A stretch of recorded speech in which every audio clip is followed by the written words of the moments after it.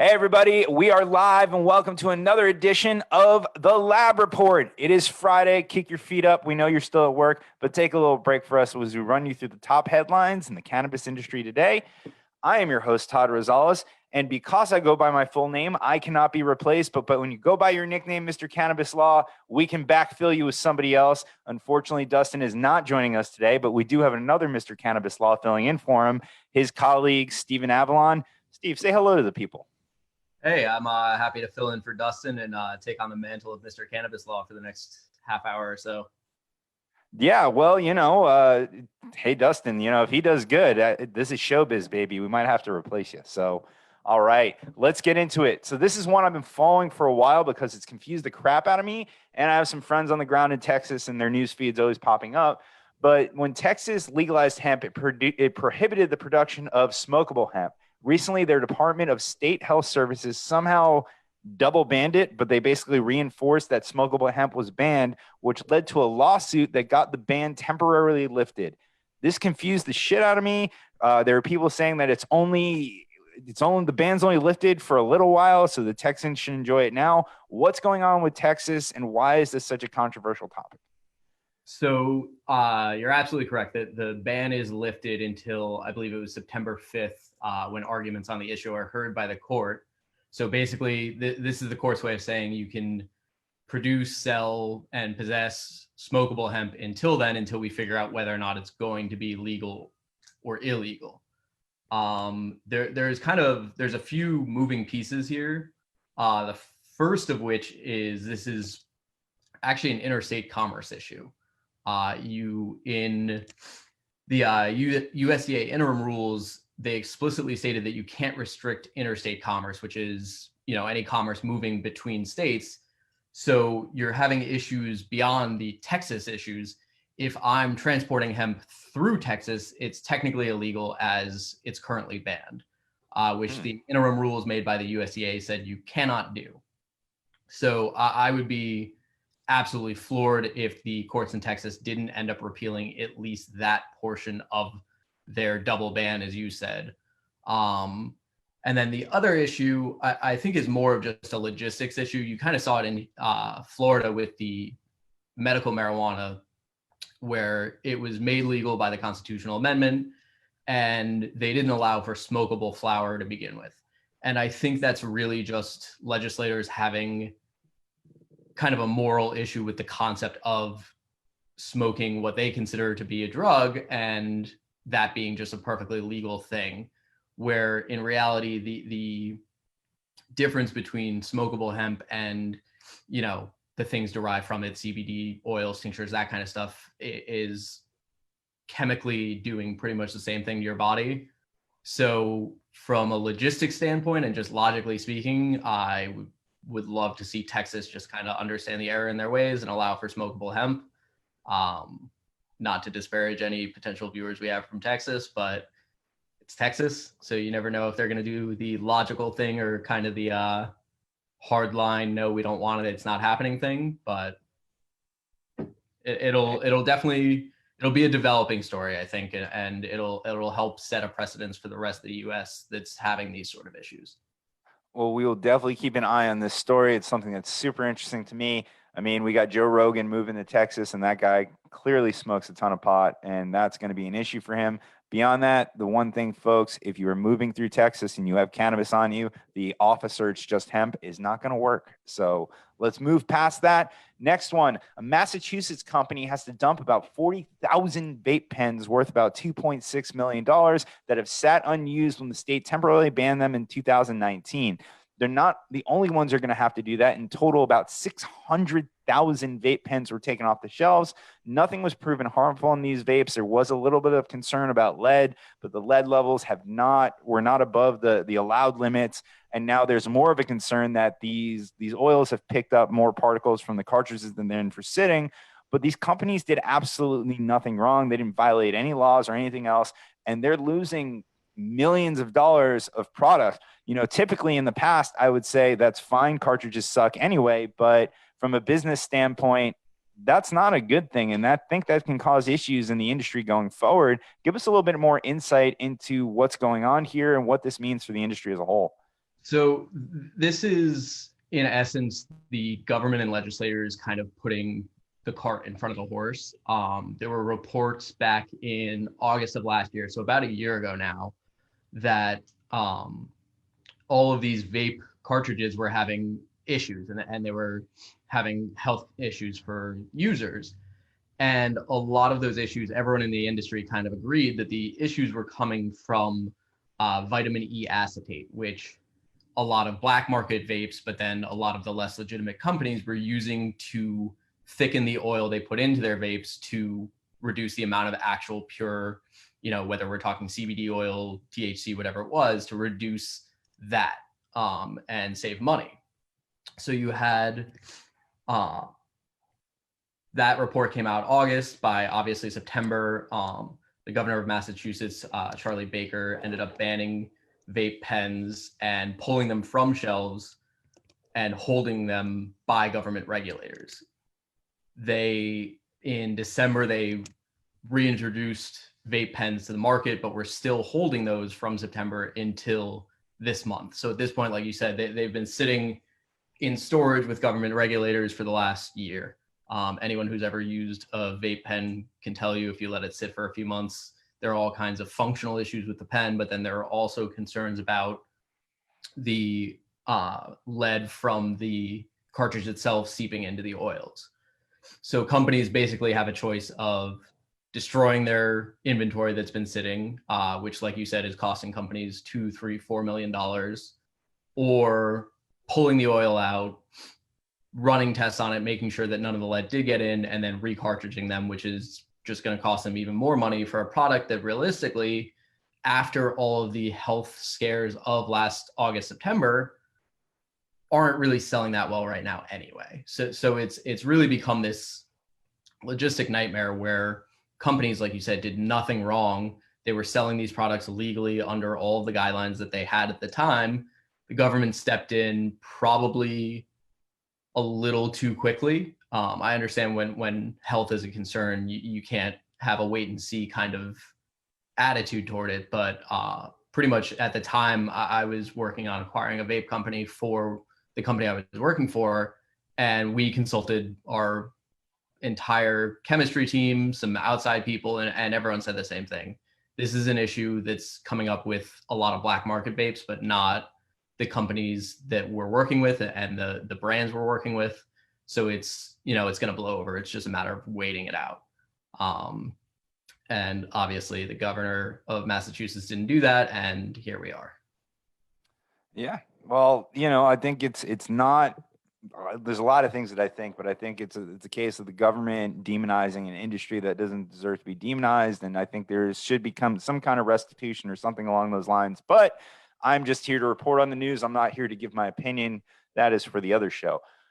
We talked about this on the panel last night, but the Florida Supreme Court is asking for another round of oral arguments in the Flora-Grown case, which I understand is, hearing from the attorneys involved in the case themselves, that this is either rare or unheard of. It may have happened one other time before. What's going on here? Listen, we have friends at the Department of Agriculture. We have friends at the OMMU. We support them and everything else, but are they worried about just losing this case? Are they worried about what's going to come next? So they're doing whatever they can to fight it. This is completely out of my wheelhouse. I don't have a litigation background, so there are plenty of attorneys who could speak to how often this happens better than I can. But from everything I've ever seen and from everyone I've spoken to since this news broke, this is pretty much as close to unprecedented as you're going to get with a court case in Florida. This happens extremely, extremely rarely. The hope here is that what the Florida Supreme Court's trying to do is just to get this right on the first try, from both a procedural legal standpoint and just from a logistic factual standpoint. This case is going to have widespread repercussions, whichever way it ends up going, for the entire Florida industry. So to get it wrong is going to lead to a Massachusetts-esque screw up of, the next year or two, and you're going to have companies and individuals who have economic fallback from that. So hopefully what we're seeing here is the Florida Supreme Court just trying to get this right and trying to do this process the way that it should be done and not rushing to conclusions like a lot of states have done. Because, like you said, this industry has been demonized from a lot of legislators, lawmakers, business leaders, everyone you could possibly think of. So hopefully this is the Florida Supreme Court just trying to do the opposite of that and take a calm approach manner to the Florida growing case, which is going to be a huge case and already is. Yeah, I mean, I've been hung up on this case since I've joined the cannabis industry. I can't wait for it to get resolved in one way, shape, or form, just so we can move forward. It seems like it's putting our industry on hold, but we're going to sit and wait like we have been. But there is another lawsuit that I would like to bring up. A lawsuit challenging marijuana's federal classification is still alive after a federal appeals court denied the DEA's request to dismiss it. The lawsuit filed in May by a group of scientists and veterans is part of an effort to claim that such a designation is unconstitutional based on marijuana's possible medical use. There's no secret that this does have medical benefits. We just haven't had the ability to really research it because of the scheduling. Does this lawsuit have a chance in hell of working and getting marijuana descheduled, for that matter? So this one's actually pretty interesting. The DEA classification to be a Schedule 1 drug requires that a drug is highly addictive and has no medical value, which, as you said, there are very early preliminary studies showing that there are medical values to cannabis. And honestly, even hinting at the fact that there could be medical applications for cannabis is enough to remove it from that no medical value category that Schedule 1 drugs typically see. And then highly addictive, obviously there are studies out there. It's tough. It's kind of a catch-22. It's tough to have research backing all of this up when you can't do any research on the drug itself in the United States. So there's enough credible evidence from sources that I would assume the DEA would deem to be credible sources saying that Schedule 1 is probably overkill for cannabis within the industry. So as far as just the facts of this lawsuit goes, I think it could be fairly successful and hopefully quickly, because it'll open up a lot of research within the United States. But if I had to guess, I would think that Congress is going to step in before the DEA really has a chance to get through this lawsuit and have a court decide it, and not step in regarding this lawsuit in particular, but just the idea that, we have a fairly pivotal election coming up in the next few months, and there are a lot of seats within the Senate that could flip. And if that happens, you're going to have a majority, and suddenly there's going to be a lot of changes within the cannabis space. I wouldn't go as far to say that they're going to legalize it overnight. I think we're still a few years off from that. But I think getting it descheduled from Schedule 1 is going to happen sooner rather than later if the Senate does happen to flip, which is, from what I've been hearing out of DC, is looking more and more likely by the day. So I think this case is a great fallback. I think if it gets through the legal process, which, like everything else in the country right now, is kind of slowed down and, is crawling along, I think if it makes it through that process, this could end up descheduling it or at least removing it from Schedule 1. But I'd be surprised if there wasn't some sort of legislative action prior to then, kind of making this case moot. Get it, man. Listen, folks, this doesn't mean that it's going to be legalized. Descheduling just means that we can do research and there are other things that can be done with it, but it doesn't make it federally illegal. I think it's highly contradictory that the government is looking at ways to protect states' rights, but they're not looking at ways to deschedule or legalize it federally. Again, I'm giving more of my opinion than I should be, but that's just where we are. And then the last one's a little bit more fun. Not the best week in news, but is the future of contactless cannabis sales in the form of vending machines. There's a company that is rolling these out in Massachusetts and also has a presence in Colorado. Now, as cool as these sound, to be able to go to a vending machine and go to one and get your Oreos, go to another one, get a nice Sprite, and go to the third one and get an eighth of weed, the legalities around this is they're essentially self-service checkouts within the dispensaries themselves. Do you see this, and this is kind of both a legal opinion as well as a personal opinion, do you see this being the future of cannabis as far as these self-checkouts? And do you think that regulators are going to be okay with people being able to do this without some kind of sort of human transaction involved? From starting with a legal standpoint, it's going to be tough to roll out widespread. Obviously, any state that's medical is going to have a really hard time with these sort of machines. There are so many regulations in place about needing to verify ID and patient status prior to dispensing cannabis that I think it makes it a huge challenge in a state like Florida where it's purely medical. Um, in recreational states, I think it's easier to just kind of verify. You can, scan an ID, that sort of thing. I mean, you've seen cigarette vending machines for, I could be completely wrong on this number, but decades and decades. Older than us. Yeah, which is why I'm pretty sure I could be wrong about that number. I know it definitely predates my time, but I think it's a lot easier to do in recreational states. There's still going to be a lot of hurdles. Obviously, it's everything in the cannabis industry is so highly regulated that anytime any new innovation comes out, it's kind of this tentative moment where you're not sure if this is or isn't legal because nothing's come up in this space yet. And then you'll have laws made to either combat that or clear it up, whichever way the legislation decides to go. So from a legal standpoint, it's definitely tricky. From just purely a logistics industry standpoint, I think one of the best things about the cannabis industry is that it's always been very innovative. You have these very innovative thinkers within the industry that are always trying to push the envelope just a little bit further than the last guy or girl. And especially in the health climate we have going on now, where the last thing a lot of people want to do is interact with another human being out in public that they don't know. I think cannabis vending machines could be a huge wave in the next few years.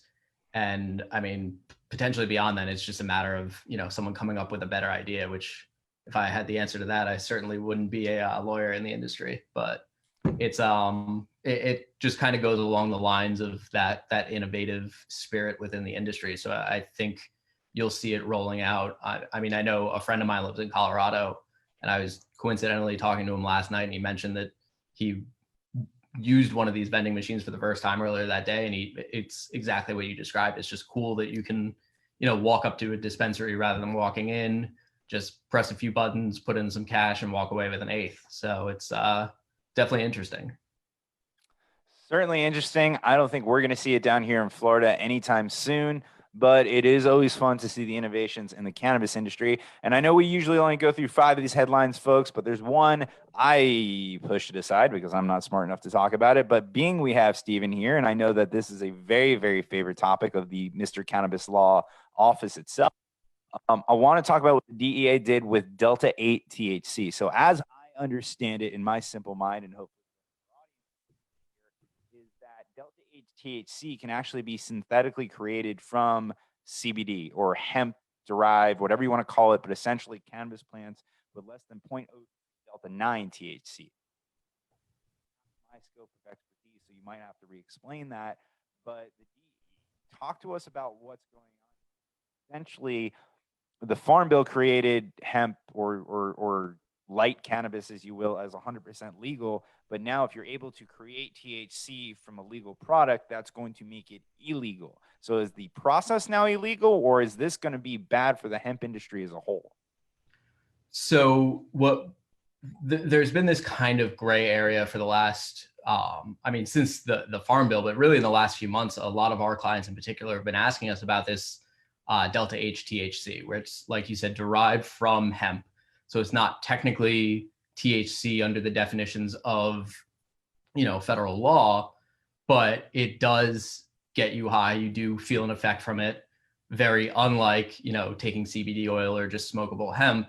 So it's been kind of this gray area, and we've been working on getting legal opinions from, different entities, and it's been really tough. We reached out to certain lawmakers in Florida who have said, no, it's definitely illegal. And then when we kind of share the process and share our legal analysis that it's not derived from THC and therefore fits under the Farm Bill, the response we've been getting is, I can't dispute your legal analysis, but it just doesn't feel like it should be legal because it is a psychoactive drug. So it's been this kind of weird space. And then yesterday, the DEA came out with a statement, which, I mean, I had reached out to contacts of mine at the DEA 2-3 weeks ago asking about it for our clients, and they said that they hadn't heard anything about it, it wasn't even on the DEA radar. And then suddenly this came out. So this was either a very quick movement for some reason or just a very quiet movement that the people I reached out to hadn't heard about. But the DEA came out and said that all synthetically derived THCs remain a Schedule 1 substance. And the issue with that is what the definition of synthetic is. Because you have things like spice, which is a synthetic version of cannabis that's very definitively man-made, meaning just in kind of layman's terms, they didn't exist prior to us creating them.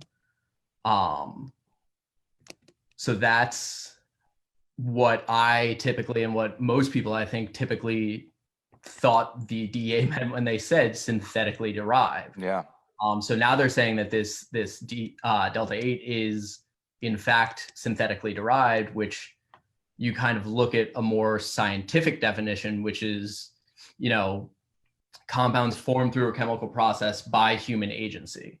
So if you're looking at us having started the process, getting it from, regular hemp to Delta 8, we being people, were the ones initiating that process. And you can make the argument that it's synthetically derived and therefore illegal under that DEA definition. It gets kind of tricky because, and I don't pretend to understand the chemical process happening in any part of this, but from my understanding, we reached out to a few of our hemp clients who are processing hemp, and we immediately heard back, well, we're theoretically on a chemical level doing the same thing when we take hemp and turn it into CBD oil. If you want to fit it to that definition of a synthetic change, it's being instituted by us, not throughout anything in nature. And even though it's using all natural ingredients, it is technically synthetic. So I think what the DEA was trying to do is clear. What they're trying to do is say this is a psychoactive drug. And even though it doesn't fit our typical definition of cannabis, it is illegal for the same reasons that cannabis is. What they ended up doing instead was creating kind of a messy environment where you can stretch that definition to meaning that CBD is illegal, which obviously is not fitting in with, the hemp bill and the farm bill. And I didn't mean to come on this and just rail against the government for half an hour, but you picked some very anti-government topics for the day.